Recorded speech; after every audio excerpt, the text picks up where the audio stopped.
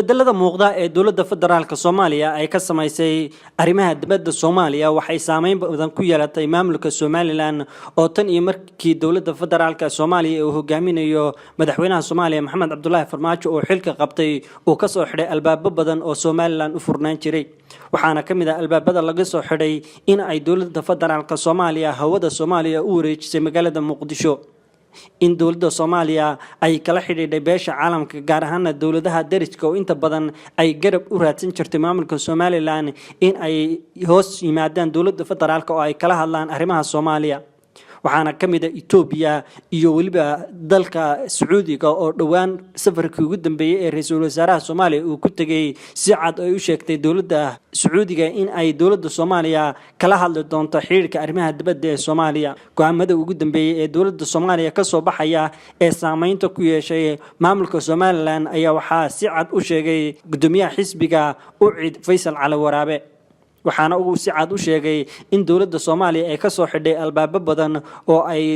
in badan ay u furnaan jireen isla markaasina ay kala xaajoon jireen beesha caalamka intaan u gelin taariikhda saxaafadeena iyo miidiyaheena waxaan jecelahay inaynu ka codsanaya inaydun wiigan si wada jira uga qortaan BBC-da iyo Voice of America labaas waxay nagu noqdeen magaranaysaa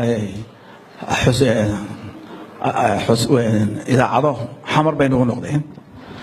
waxay ka sheekeeyaan waa Muqdisho inagana xumaantiina ka shaqeynayaan hostile bay nagu yihiin waana meeshii internationalka ahayd media waa dhulka inagu aynu barnay iyagu noo berigii waa yareeyeen idaacadii Roma ka soo geli jirtay ayay iyagu lahaan jireen af Soomaali ku hadi jirtay laakiin BBC halkan baa lagu abuuray inta waxaynu tusayeen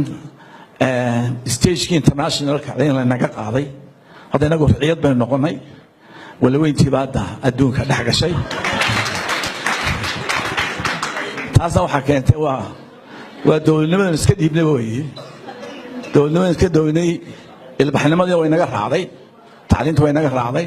arsaaqada way naga raacday quruxdu way naga raacday saxaafadeena waan anu waxaan imi dalkan 93kii yani alxamdulillah bariga cajalad baan qabtay oo dhulkooda dunsan cajaladii waan waayay markaa waxa ahaayeen xaashiyo la isku xilxilay ahaayeen oo si aan loo qashin saxaafadeena maanta saxaafadda media wala naga adkaaday media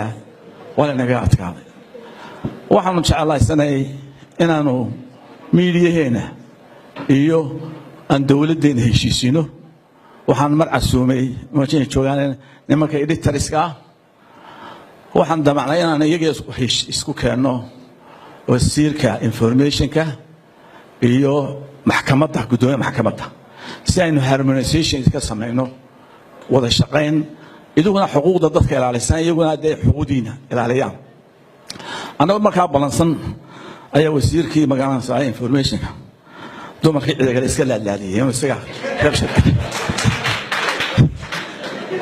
magaasay halkaas naga biiqday laakiin kale waxa weeye inaynu sameeyno wada shaqeyn iska kaashano sideen dalkeena u daafici lahayn maanta media haddaad aragto social media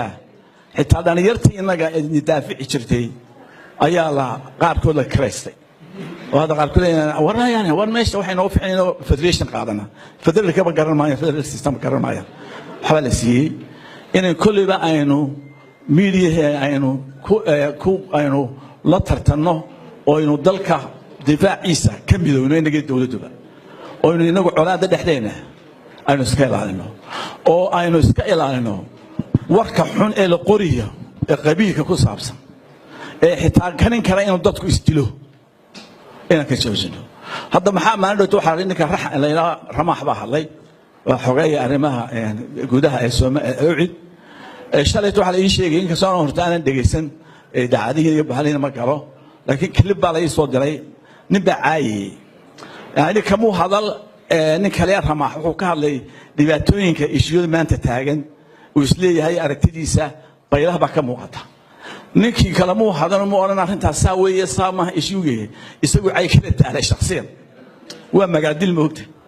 haddana markaa aan waanu ashkateynayna maxkamadda geeno idhaaho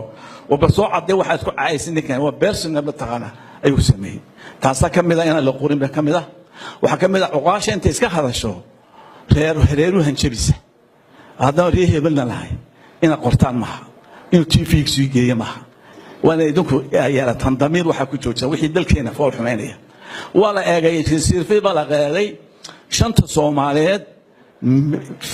tv reeruhu hanjabiya keena moojana ma jira shanta Soomaaliyeed xamarta isdiilisa ka maqlimaysi reer hebel leedin ka maqlimaysi عاقل عاوها نجيب الدولة كم غلميس يعني واحد نقولنا ضد عن دولة نبدي بقرنين حقان قرنين إنثكس كذي قرنين شرع كذي قرنين تعرف حاجة حكيتي إن تضبي الله بعد سنة الله أنا احتراف وينه ما حيت حكيتي إن ما أنت إن ما يريح حمر قبصلي يريح هذا عشان يتمثل بعد تجربوها ممكن تجي يركب فرمات مرايكك وما أنت إن جالس واحد إثيوبيا وتريجريون جبينا من البابي وين كاير أفريرو إسكريدي هنا حلو فريم مدحته هذا وين مدايريا أنا جو حقوقنا هذا وايو رجوا وين دانا إسكوتشيدنا ده أنا ولا تشنين ده أنا ولا قرشي سنين محاي أنا جو حمادي محاي وده أنا هنا ولا قاعد كان يو إسكوتشيدا وحن شيء على هاي إن يذكر قريب كشان إلى عريس تغريكين حدود تاني يكبر بورتو حين يذكر بنا قاريا إلى النقطان بيانا سايد ضغط كوسية لأنه ولد كتعليم بديهي ما أنا تعرف الصومال أنا قلت وراي ده أنا قلت تعليم بني بيس كروب يسبانه هنا أنا قاعد اسمه أنا شيء ما أنت ولا قال حق بديه ولا قال تعليم بديه ولا قال البحثية والله هبلها قلت بني ولا شعري ده الغون دونا يا شغل ده absolute ها marka hala kala saaro administration shaqadiis ka soo bixi waaya iyo qaranka hala kala saaro qaranka iyo hala kala saaro maamulka qofku wuxuu iska tagi food baan ka qaadanaa uu iska tagi laakiin inay dawladdeena iyo dalkeena magac u bixino inuu ceeb hada maanta kale baa ay soo diray ma dhageysa bahalaha website-diina bahal wanaag waxay sameysay shabalkan uu sameeyay madaxweynuhu dadka ay weydiisay sidoo in faal waxaan jecelahay wada dhageysataan hadda ma xambartaan in reer gaalkacay ka hadlaya waa gaalkacaya ayaa wuxuu leeyahay waa reer Soomaaliyeed waa lixdankiina waa idinka dawladnimadii fudeed baa idinka qaaday buu go'aamadii waa go'aamad marqaan buu yiri hadayna ka dhageyso idin talinayo haweeye inaynu saxaafadu idinka jiheeya idinka dadka jiheeya waa siyaasiyiinta iyo waxweeye saxaafada كأنه وسوى عن ذلك الوجهين ويا إنه أنا سياسي وحكي قالين وشلمي كسر قالي وواحد دوك يسكوها يان قالين وعمامات هالكن صارتي ويا السودان بانهاي والسودان ده بدنا نقفل واحد يسكوها يبقى قالين ميس سووا ريربا ومغضى قربا وما مغضى دولة سينا وما مغضى ولا يقرأ ولا يكتب عماماتهم عقل بيكينيسه ما كينيش dhanka kalena dawladda Soomaaliya ayaa toos loogu wareejiyay deeqaha ay beesha caalamka ka helaan maamulka Soomaaliland iyadoona dawladda Soomaaliya sanadkii la soo dhaafay ay ku wareejisay deeqihii beesha caalamka uga imaan jiray maamulka Soomaaliland go'aamada kale ee saameynta ku yeeshay Soomaaliland ee soo baxay waxa kamid ah arrimaha amniga oo dhawaan dawladda Soomaaliya ay soo saartay amarro ku saabsan amniga guud ahaan dalka waxayna soo saartay wasaaradda arrimaha gudaha ee Soomaaliya in goobaha lagu caweeyo magaalada Muqdisho aysan furnaan kareynin wixii ka dambeeya COVID-19 hameenimo ee fiidkii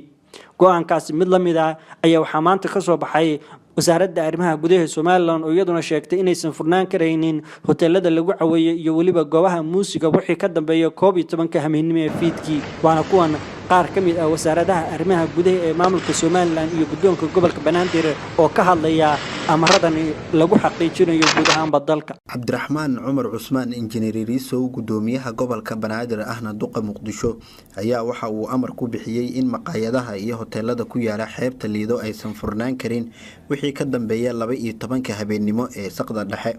duqa muqdisho waxa uu sheegay in maamulka gobolka banaadir marna uusan aqbali karin wax walba oo ka hor imaanaya diinta islaamka iyo anshaxa suuban iyo dhaqanka Soomaaliyeed goobtii ganacsi iyo ciddii arrintaa lagu arka ayuu sheegay in laga qaadi doono tallaabo sharciga waafaqsan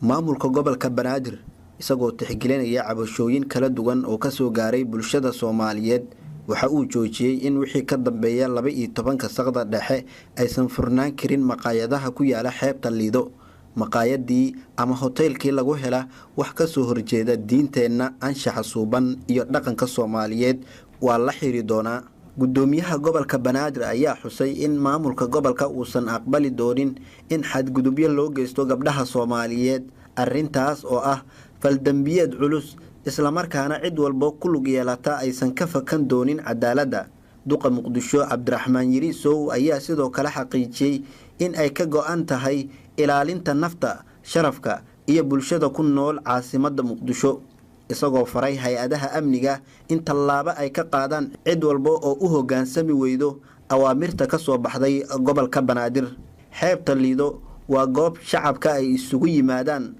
laguna nasto mana lagu isticmaali karo wax maandooriye ah noocuu doona ha ahaadee cid walba oo falkaas ku kacdaana waxaa hay-adaha amniga la farayaa in tallaabo ay ka qaadaan sharcigana la horkeeno nawaaxiga xeebta Liido waxaa ku yaala hoteelo iyo maqaayado ay maalgeliyeen ganacsato Soomaaliyeed inta badan goobahaas waxaa u soo nashasho iyo caweystaga qaar ka mid ah shacabka ku dhaqan gobolka banaadir xukuumadda Soomaaliland ayaa amaro cusub ka soo saartay xilliga caweyska hoteelada habeenkii ee sida xafladaha iyo waliba bandhig faneedyada wasiir ku-xigeenka wasaaradda arrimaha gudaha Soomaaliland Maxamed Muuse Diiriye iyo waliba maayir ku-xigeenka caasimadda Hargeysa oo warbaahinta si wada jir uga hadlay magaalada Hargeysa ayaa waxa ay awaamiir cusub ka soo saareen xilliga caweysyada hoteelada waxaana ay sheegeen in wax ka dambeeya 12 habeenimo aan lagu caweyn karin hoteelada isla markaasina hoteelka uu hogaansami waayo arrintaasi talaabo sharciga waafaqsan laga qaadi doono ciidamada amaankuna ay sharci u haystaan in ay talaabo ka qaadaan waxaana sidoo kale sheegeen in hoteelka uu hoggaansan waayo amaamirtaasi isla markaasina ku soo gabagabeyn waayo xilliga caweyskiisa saacadani loo asteeyay in laga noqon doono ruqsadda ganacsi koreynba waxa halkaas ka hadlay wasiir ku-xigeenka wasaaradda arrimaha gudaha Soomaaliland Maxamed Muuse Diiriye waxaanu isagoo arrintaasi ka hadlay oo yiri waxaan halkan isugu ku yeeray inaan u diro fariin dhammaanba hoteelada waaweyn ee dalka magaalo kastoo tahayba waxaan laga fariin uga dirayaa taliyaasha ciidanka taliska guud ee ciidanka ama taliyahaba barasaabada gobolada oo dhan inay tixgeliyaan qoraalka aan u soo qoray oo aan ku amrayno hoteeladu waxaan u sheegaynaa ummadda ama hoteelada in waqtiga lagu caweynayo ama xafladaha lagu qabanayo caweyska waa la caweyn karaa waa la fadhiyi karaa hase yeeshee xafladaha iyo munaasabadaha lagu qabanaya aanay ka dambaynin 12 iyo 50 daqiiqo ama 12 oo 10 minute aan u sheegaynaa caweyska la caweynayo hoteelada lagu caweynayo inay mamnuuc ka tahay in lagu arko khamro xashiishad shiishad iyo wixii kale ee lamid aan midna la waaran waxa la farayaa dhammaan ciidanka booliiska in hawsha iyada laga bilaabo caawa oo ay taariikhdu tahay 12 bishii 11 ay gutaan waajibkooda